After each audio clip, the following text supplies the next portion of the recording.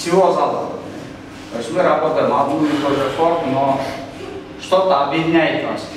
Это что-то есть синхронность действия. Ката 31.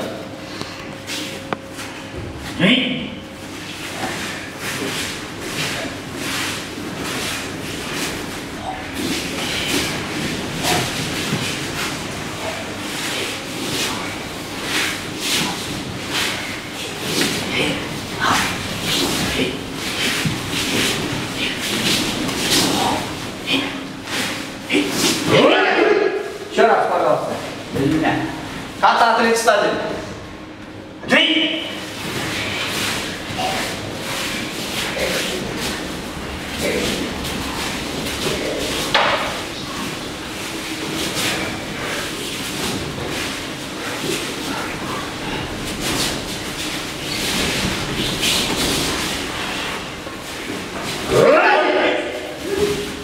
Когда вы держите форму головы, очень тяжело синхронно работать.